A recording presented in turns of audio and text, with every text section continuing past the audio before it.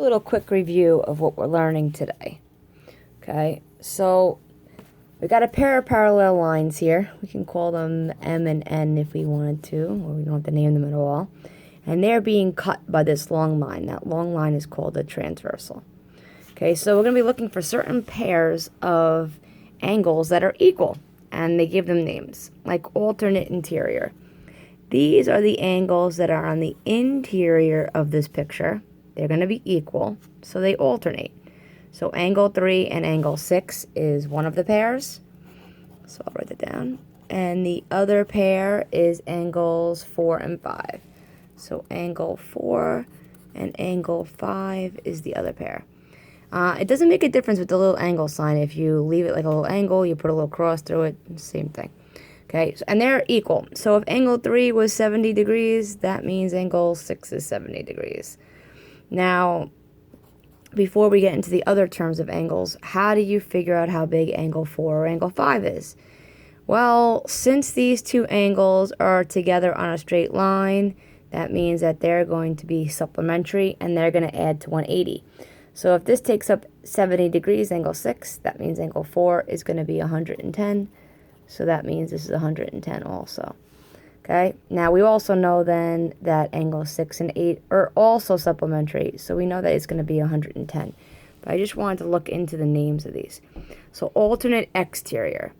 Alternate exterior means that we have angles on the outside and they're alternating and they're going to be equal angles too. So angles 1 and 2, 7 and 8 are on the exterior and they're alternating. So angle 1 and angle 8 are one pair of alternate exterior angles. And the other exterior, the outside angles exterior, are angles 2 and angle 7. So angle 2 and angle 7 are the other pair of alternate exterior. Now corresponding. Corresponding, I'm just going to erase this so I could see a little bit. I'm just making up the angle measurements anyway, so let's do corresponding.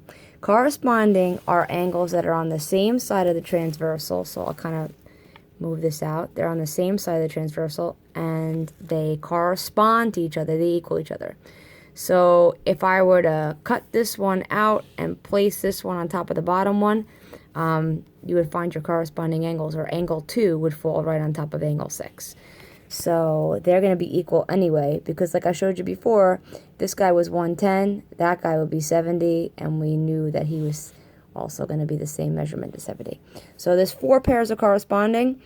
You have angle 2 and angle 6, they're corresponding. Angles 4 and angle 8. Angle 1, I'm just writing these on the side, and angle 5, and angle 3, and angle 7. So those are all your correspondings, okay? And they're just a way of finding all the angles that are equal. So corresponding angles are equal angles, alternate interior angles are equal angles, and alternate interior angles are equal angles. Now, let's look down to an equation like this. We have to figure out first. We only have 2 options, because now we have to figure out what these angles are, and we have variables involved. So they're either going to equal each other, or they're going to add to 180. Those are your only 2 options. So on an equation like this one, it looks like, well, first of all, I know that they're alternate interior angles. So I know that they're going to equal each other. And if I was unsure, if I thought about this, if I thought about cutting this top one and placing it on top of the bottom one, well, this 3x plus 16 would fall down here. So although they are alternate interior angles, they would also fall to be vertical, and vertical angles are equal. So to solve this, I'm going to set up an equation by doing 3x plus 16 equals 5x minus 54, and I'm going to solve it. So I add 54 to both sides. I wind up with 3x plus 70 equals 5x. I subtract 3x from both sides. And I never take shortcuts when solving my algebra. And I've been doing this for quite a few years. So I want to make sure I don't make any mistakes and I'm not in a big rush. So I wind up with x equals 35. Now, if I plug that back into the equation, because I got x is 35, I could plug it back in and I could see how big this angle is.